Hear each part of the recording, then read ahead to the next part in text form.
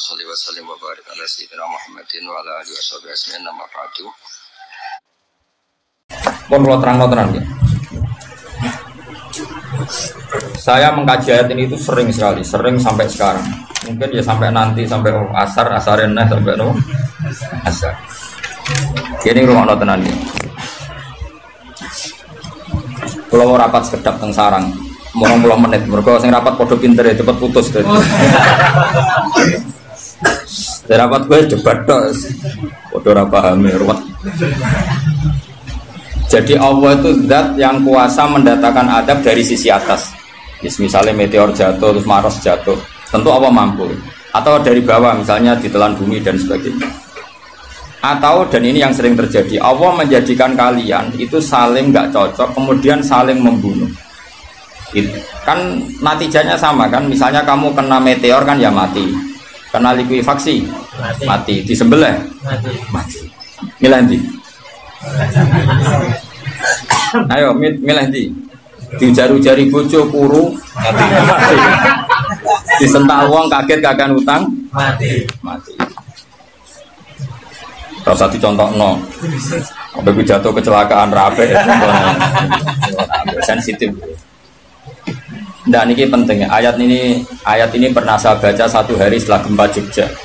Setelah gempa Jogja itu satu hari saya nilai ke sana. Itu bahwa memang Allah selalu mengingatkan potensi. Ya muka-muka sampai ayat ini eling-eling. Jadi Allah itu adatnya di Quran itu dua. Satu menjelaskan itu sebagai hal yang potensial. Potensial itu bisa terjadi kapan saja. Ada yang diceritakan Allah itu secara faktual, yaitu rahmat. Rahmat itu kan selalu terjadi kapan saja. Maka itu diredaksikan Allah bisi hotil jasmi dengan sifat kepastian kayak warahmati wasiat kulas. Itu pasti terjadi dan terus terjadi. Tapi kalau azab itu Allah menceritakan itu hanya potensi azab. Meskipun kadang-kadang benar-benar diwujudkan. Ya benar-benar pernah ada yang ngitung misalnya tsunami yang dahsyat itu hanya per 200 tahun. Gempa Jogja paling dahsyat itu pernah dihitung secara teori geologi itu hanya per 70 tahun. Artinya kalau azab itu ada siklusnya yang ekstrim loh ya. Tapi kalau rahmat kapan saja dan di mana saja. Maka pola-pola di Quran, kalau sampean mengkaji Quran, itu kalau rahmat itu mesti redaksinya itu bisi hotil jasmi dengan sifat kepastian. Rahmatku pasti terjadi. Kata barabbukum ala nafsi rahmat, bahkan Tuhanmu memastikan dirinya pelaku rahmat, dirinya pelaku pemberi rahmat, dan Allah mewajibkan pada dirinya sendiri. Tapi kalau Allah menceritakan adab itu hanya redaksi saya mampu memberi adab, tapi tidak harus melakukan. Jadi mampu kan tidak harus melakukan, tapi tetap potensi melakukan. Itu jenis qadir apa? Maka di surat Tabarok misalnya caranya Allah ngendikan gimana coba? Misalnya qul ara'aitum, diulang-ulang. Misalnya diulang aja semurut saja misalnya apa? Wa asirru qawlakum wa innahu alimun bi dzati sudur ala ya'lamu khalaqa wa walladzi ja'ala samsuma. Amintum man fis sama ayakhsifa bikumul ardo fa idza hiya tamun. Sebagian ayat qul ara'aitakum dan sebagainya. Kadang kan kul aro'aitakum in atakum adabuhu kul aro'aitum in atakum. Itu kan kira-kira maknanya gini. Coba sekali-kali kamu berpikir setiap saat kamu itu kena adab. Lalu maknanya adab itu apa? Adab bagi seorang mubaligh misalnya tahu-tahu kena kasus perempuan kan yang langsung jatuh misalnya. Karena itu ya siksa kan terus nggak laku. Atau salah omong lala terus jadi dibully kan. Apalagi atau salah undangan. Ada mubaligh datang di undangan HTI kan langsung NU gak mau ngundang misalnya salah undangan macam-macam tuh. Tapi wong keramat itu bebas hambatan dan larang ini keramat itu jauh keramat. Nah ini rumah tenan ya. Kalau pastikan dan saya bertanggung jawab nanti ketemu pangeran ya. Nak rahmat itu mesti si hotul jasmi, napa sirot pasti. Memang ini bahasa ilmu hadis si hotul jasmi. Tapi kalau tentang adab itu Allah hanya ngendikan potensi. Potensi itu memang Allah mampu melakukan itu mampu, cuma tetap diredaksikan potensi bisa ya, bisa tidak. Makanya Allah ngeredaksino amin tuman fis sama. Kenapa kamu leha-leha di bumi? Sementara orang yang di langit bisa saja membuat bumi ini tamur. Tamu itu melumer, kira-kira likuifaksi. Setiap saat bumi yang kita injek ini bisa likuifaksi terus kita ditelan. Atau ya sebetulnya bumi baik-baik saja, tapi ada angin bandang fayursila alaikum qasifam minar rih fayurikakum bima kafartum. Kayak tsunami kan gitu, angin bekerja sama dengan gempa, terus sudah kamu di darat tapi fayurikakum bima kafartum. Makanya ahli gempa Jogja itu sama saya itu kagumnya bukan main, karena tadi ketika tanya saya, Pak, masalah gempa itu gimana, saya jawab tadi, sebenarnya Quran itu pernah gambarkan orang itu tenggelam di darat. Itu tadi fayursila alaikum qasifam minar rih fayurikakum bima kafartum. Tinggal Allah melibatkan angin kan mengirimkan gelombang, kamu di darat kayak kasus di Aceh tapi tetap apa? Tenggelam. Jadi justru tenggelam itu bayangan Quran yang berupa adab itu fayurikakum bima kafartum, kamu tenggelam. Ya tentu kita ngomong potensinya saja, kowe ora usah sok suci dengan kata bima kafartum, itu urusane pangeran. Iki nuduh ngacak kafir dhewe. Maka ini penting ada kesadaran ahli sunnah. Kalau Allah ngendikan ya kita diam saja, karena Allah itu ala kulli syai'in qadir bi kulli syai'in alim. Kamu tidak usah kecangkeman orang Aceh diadab karena banyak maksiat, kowe malah goblok yang telulas. Padha-padha maksiat wong Aceh rak maksiat wong Bali. Bali le maksiat wong Hollywood le maksiat wong Cina malah komunis. Enggak usah ngomong gitu, pokoknya adab itu Allah kuasa mengadab siapa saja. Tapi kita berhenti di situ, enggak usah ngomong siksa karena dosa. Karena kalau kamu ngomong dosa diperbandingkan ada daerah yang lebih dosa, atau itu tidak wilayah kamu. Terus misalnya ono kisah melarat, Qur'ane ra barokah. Yo, ora usah nuduh ngono, iso wae justru melarat iku barokah, mergo ora kakean hisab go duwe wong. Justru pidato laris iso ora barokah, kakean go duwe wong. Rumah samu ora ono tanggung jawab. Kan kita tidak pernah tahu. Iya. Jelas ono walatus alunna yauma idzin anina. Semakin dapat banyak tanggung jawabnya semakin banyak. Ora iso terus pilih-pilih, wah kuti ilmuku barokah laris-laris mbahmu. Tidak mesti semua di dunia itu, tidak mesti semua. Yang sedang rezekinya banyak bisa saja hisabnya banyak, tapi bisa saja memang barokah. Ini bodoh yang melarat rezeki. Tapi sing ra di rezeki iso wae azab, iso wae ngringakno hisab. Kita kan tidak pernah tahu. Nak wali mesti ngringakno hisab. Tapi nak wali pancen ya aki-aki azab. Umume wa may takila alahu makhraja, wong ora tau untuk makhrajan niku wis perlu dicurigai, no? Saya ulang lagi ya. Maka baca Quran di akhir zaman itu separuh tidak apa-apa. Ya sudah, Allah itu mampu yuhrikokum. Tapi untuk orang lain tidak usah kamu tuduh bima kafartum. Karena yang kamu tuduh itu orang Islam. Tidak perlu kamu bilang tsunami aja karena orangnya dosa. Itu sopo? Kok ngerti tulisan Allah Mahfud itu kalau karena ya sudah, roy kita tenggelam itu saja yang kita ngerti iyanan, tapi rasa ngerti sebab. Ibarat gini, ujuk-ujuk misalnya bojone itu minggat, orang mengamati kurang opo, padahal semua balik terkenal. Ya kurang ganteng misalnya, kan tidak pernah tahu. Kita mengkonfirmasi kan tidak pernah tahu. Yang kita tahu ya minggatnya saja. Setelah itu sudah kita tidak perlu. Misalnya Aceh ada tsunami, ya sudah tsunaminya saja. Kira usah nerusno. Bima kafartum itu wilayahnya Allah. Napa? Wilayahnya Allah. Makanya Rasulullah itu kalau ditanya ada adab itu Nabi nggak pernah nerus. Ya sudah ada adab, tapi kalau mansus ya mansus misalnya kaum Lut itu mansus karena adab. Tapi kalau orang Islam kan nggak mesti adab. Bisa saja hukuman yang menjadikan malah mlebu swarga. Kalau sama nggak percaya gini, dan saya menjamin pasti saya benar dalam hal ini karena saya berdasar hadis sahih. Sama-sama adab, misalnya orang tenggelam, banyak kan orang mukmin disifati Nabi itu mati syahid. Kalau tak lawan sing darane wong Aceh iku mesti adab. Tak lawan dunia akhirat. Selain wong sombong berarti tak maca hadis. Lho coba Nabi beberapa kali ngendikan umatku sing syahid itu sekian-sekian, termasuk sing mata hori kon sing mati tenggelam. Artinya ada bentuk hori yang justru syahid. Kecangkeman dora tahu ngaji kecangkeman. Oh tak lawan dunia akhirat. Karena sok sucinya. Sudah kita baca ayatnya berhenti fayuhrikokum saja. Soal bima kafartum itu otoritasnya wilayahnya Allah Subhanahu wa taala. Dosa suci do cangkeman. Oh tak lawan tenan. Nek wong iku mlebu swarga aku usul pangeran. Ampun Gusti. Niku nate ngenyek tiang sak provinsi. Sok sucinya. Lo coba ya. Banyak orang mati divonis, misalnya kamu, wah itu krono adab. Ternyata Nabi ngendikan maktun wong loro weteng syahid. Gharik syahid, mahdum syahid. Orang yang mati kurban, kan kita tidak pernah tahu. Ya sudah, bodoh-bodoh tidak pernah tahu, pakai yang husnul khotimah saja, pakai yang husnudzon saja. Ono hafid kok mati umay rubo, milih sing husnudzon ae berarti sahih. Kategorinya mahdum. Jangan terus ono wah kena azab. Kesuwen oleh ngedol Quran lu ngawur. Oh, tak lawan, sing ngomong ngono lawan. Siap lawan. Siap ya. Evaluasi ISIS. Kita asli nih, jadi hobinya itu tak. Hobinya itu kan. Jadi nak dijak ngomong damai itu dingin. Yo pancen yo lucu, nak wong brewoken terus gak garang. Lucu nih, jadi nak pangeran ngendikan rungokno wae. Tapi kowe ora usah koyok di otoritas kok pangeran ben ngono pangeran.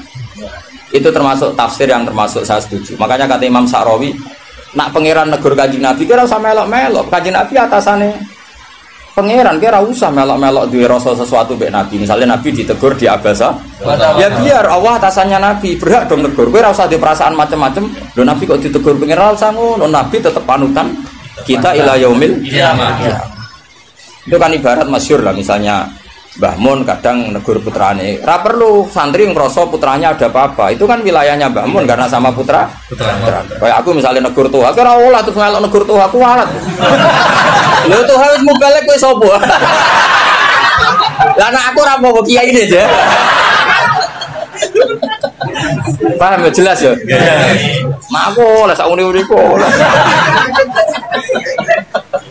Cara dene protes ning pangeran tetep dosane akeh dekne dibanding.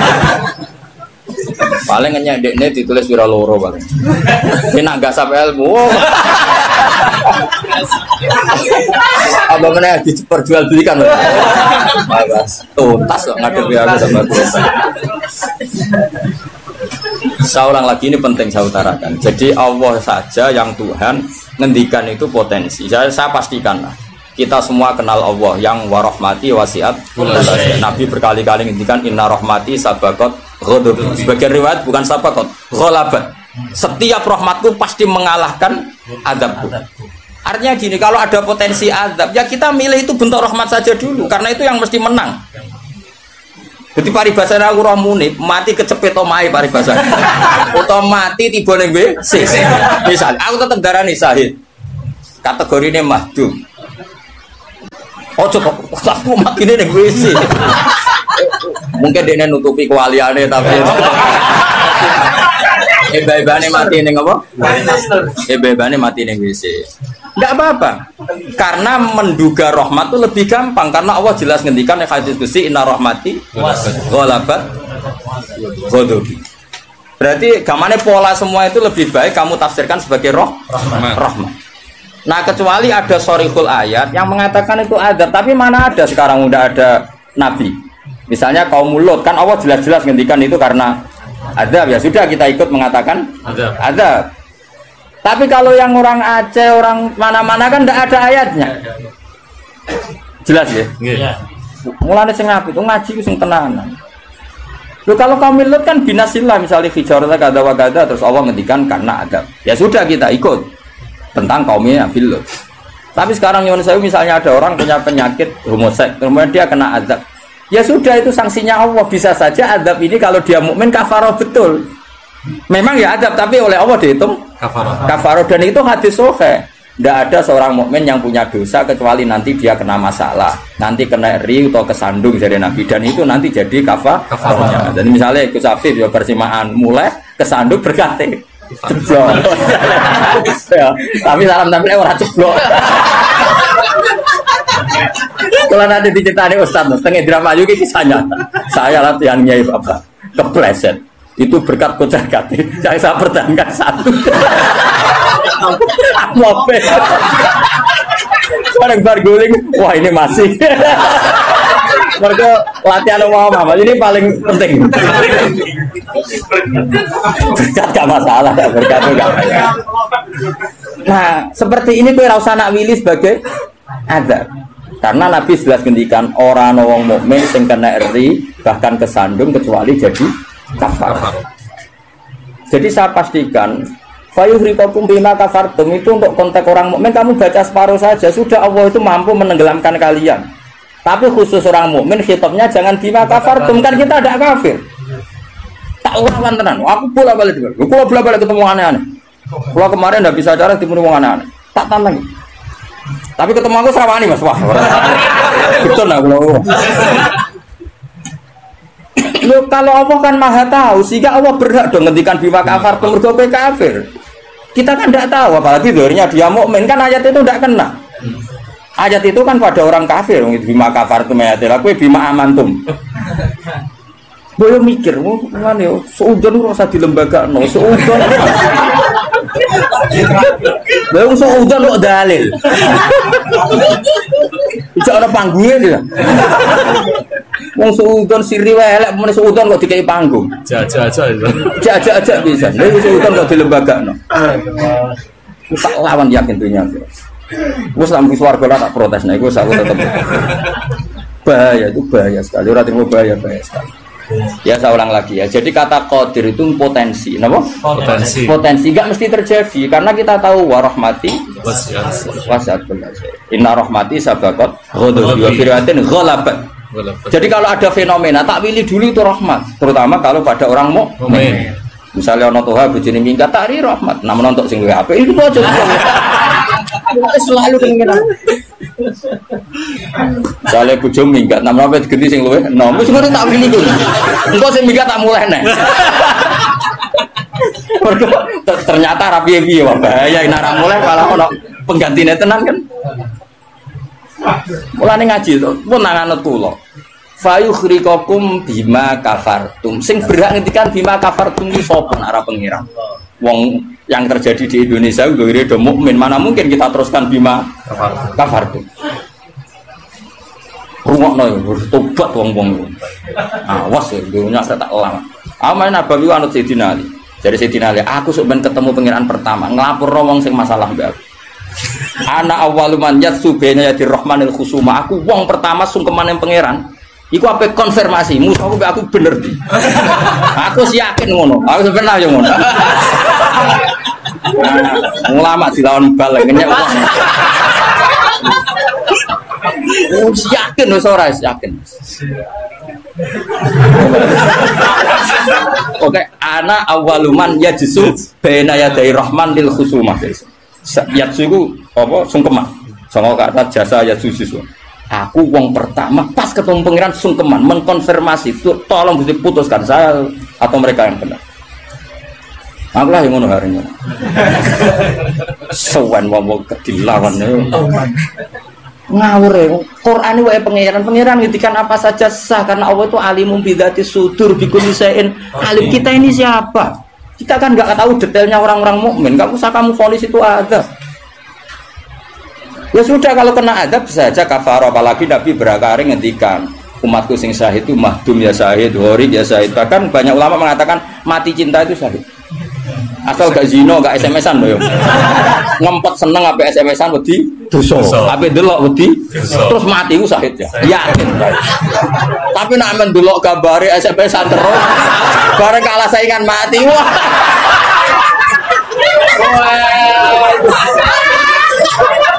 Gak syahid blas yo.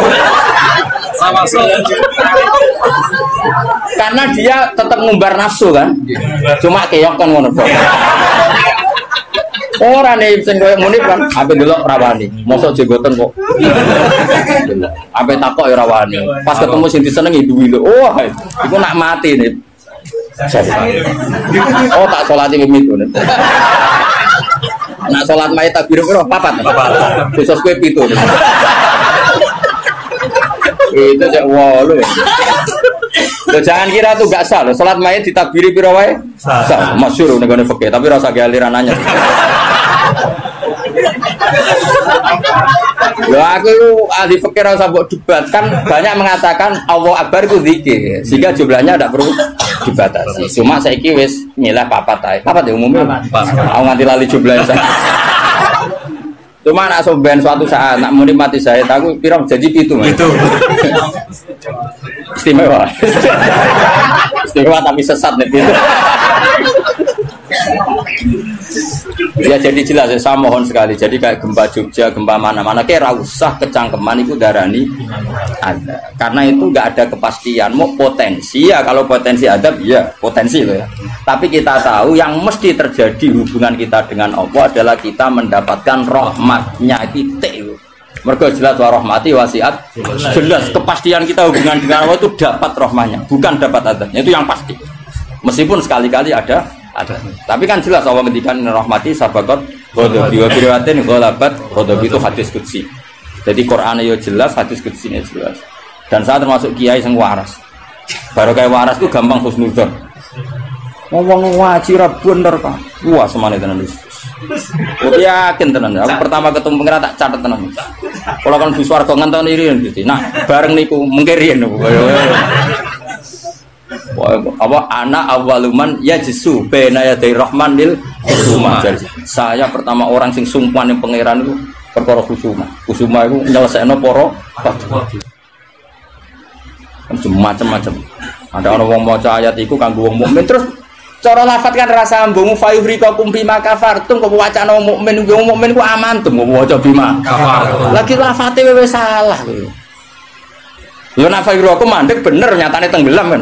Tapi ora usah mbok waca bima kafartum. Iku wilayah pangeran. Kok saiki misale ki melarat terus sebab apa? Kan kita rata iso wae cara Allah iku rahmat. Mergo ben gak kakean nabi bisa. Terus orang lain ngomentari, "Wah, iku ora iso jaga Qur'ane mulai melarat." Ya sak uni-unine nek wong dia, tapi kan gak mesti karena itu. Mesti gak karena itu, berhubung Qur'ane lalanya pancet saya yen melarat kan ngono iso wae ngono, ya semua ora roh, takono pangeran. Kaya ana wong ditetir bodho ora usah. Pancen bapak-bapak is bodho ora iso wae pangeran duwe rencana lain. Iki nak pinter malah ngedol agama. Goblok lah. Kan kita ora roh. Iku pen pangeran sing ngendikan itu pangeran, kira usah menduga-duga. Susah ya apa sih muni ra roh iku?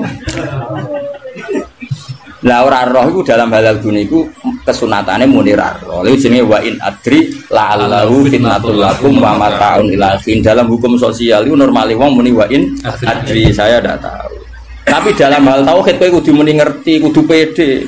Makanya saya di mana mengaku saya ini orang yang tahu. Mosok misalnya ke saking sopane jenengan ngertos Nabi Muhammad Nabi duka kedose. Oh cangkemmu bab ilmu jemuni tawadhu. Oh kafir kowe. Nek ning mujma alim kowe kudu aku alim banget, ngerti banget nek Kanjeng Nabi ku Nabi. Oh malah ngapunten nggih kula tiyang bodoh. Mboten ngertos. Oh ya kafir ya sembrono. Takoki pangeran kuwasa mboten ngapunten nggih kula. Oh sopan kok mari neraka ya itu. Kudu pede, wah anak babiku aku ngerti banget. Nabi Muhammad itu Kanjeng Nabi ngerti banget.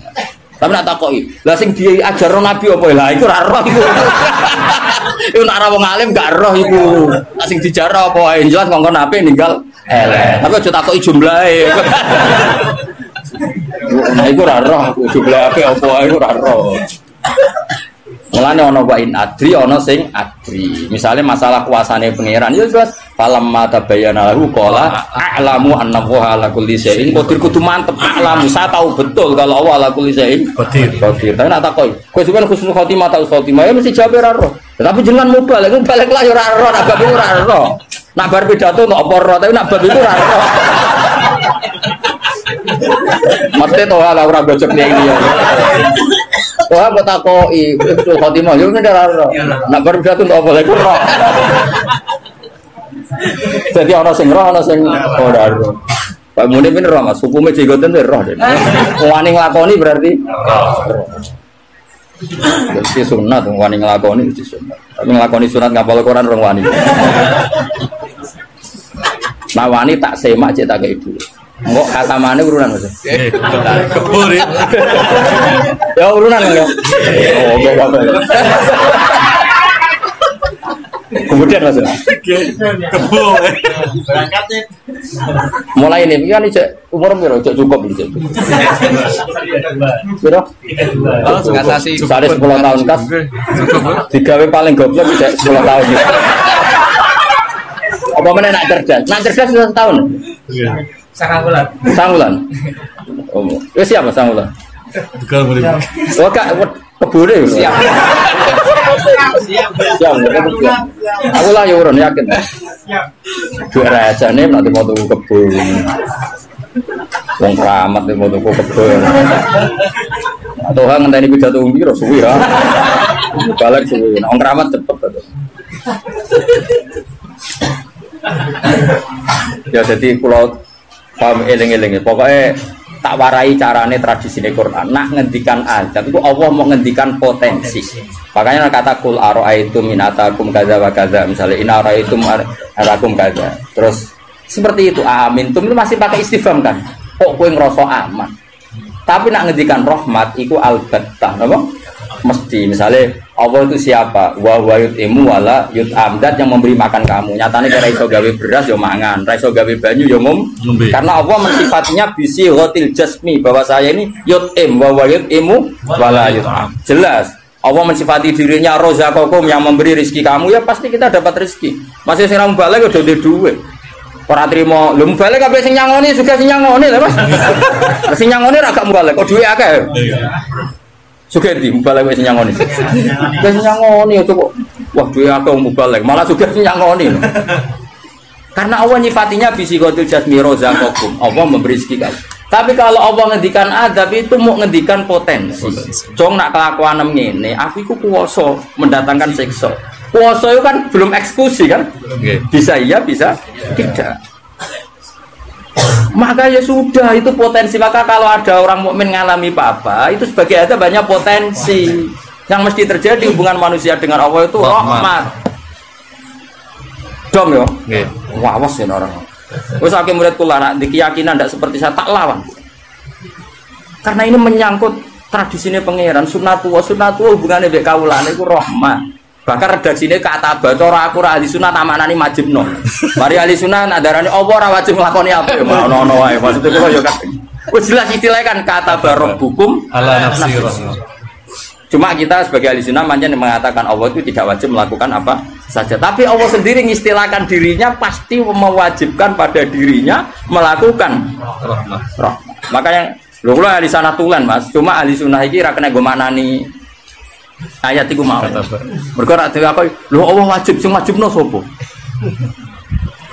Karena ana wajibno berarti ada zat yang lebih tinggi. Ya makanya manani kudu sempurna. Allah mewajibkan pada dirinya sendiri, bukan dipaksa orang lain. Makanya saya kata barabbukum ala nafsi. Nah kalau Allah mengharuskan dirinya berbuat rahmat, maka semua manusia, semua makhluk hubungannya dengan Allah itu pasti rahmat. Nah yang azab itu sesekali ada masalah, tapi tetap sifatnya potensi mau loh, kayak hafid bersemaan berkate kece. Iku imma Allah nyelamet no hafid sangka mangan barang subhat, iso wae sing ngundang koruptor, apa kepengen nyelamet no ben hafid ramangan korupsi lagi hasil berkat. Iso pancen Quran kok didol terus diadab sithik-sithik. Kan kita tidak pernah tahu. Kalau nggak pernah tahu ya sudah, potensinya rahmat. Rahmat ana pitik dipikire donga, iku ora arah kutah, ora arah dikekno aku. Ya sudah, akhirnya ditakdir kutah karena Allah ngerespon pitik iku ya makhluk pangeran. Mergo ora hafite medheti nek ora kutah.